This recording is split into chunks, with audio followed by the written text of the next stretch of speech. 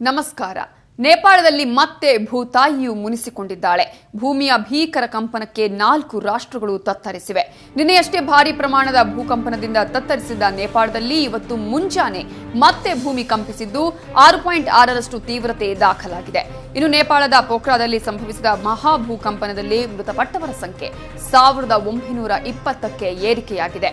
5,000ಕ್ಕೂ ಹೆಚ್ಚು ಜನರಿಗೆ ಗಂಭೀರ ಗಾಯಗಳಾಗಿದ್ದು ಸಾವಿನ ಸಂಖ್ಯೆ ಮತ್ತಷ್ಟು ಏರುವ ಸಂಭವವಿದೆ.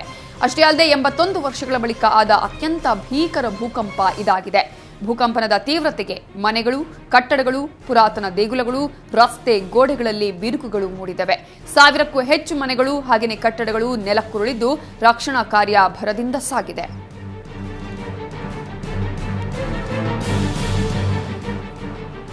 ಇಡೀ ಭೂಕಂಪಕ್ಕೆ ನೇಪಾಳ ತತ್ತರಿಸಿ ಹೋಗಿದೆ. ನಿರಂತರವಾಗಿ ಈಗ ಕಾರ್ಯಾಚರಣೆಯನ್ನ ನಡೆಸಲಾಗ್ತಾ ಇದೆ. ನೇಪಾಳದಲ್ಲಿ ಭರದಿಂದ ರಕ್ಷಣಾ ಕಾರ್ಯಾಚರಣೆಯನ್ನ ನಡೆಸಲಾಗ್ತಾ ಇದೆ. ಈಗಾಗಲೇ 1920ಕ್ಕೂ ಹೆಚ್ಚು ಜನರು ಈ ಒಂದು ಮಹಾ ಭೂಕಂಪನದಿಂದ ಮೃತಪಟ್ಟಿದ್ದಾರೆ. ಹಾಗೆಯೇ 5,000ಕ್ಕೂ ಹೆಚ್ಚು ಜನರಿಗೆ ಗಾಯ ಆಗಿದೆ.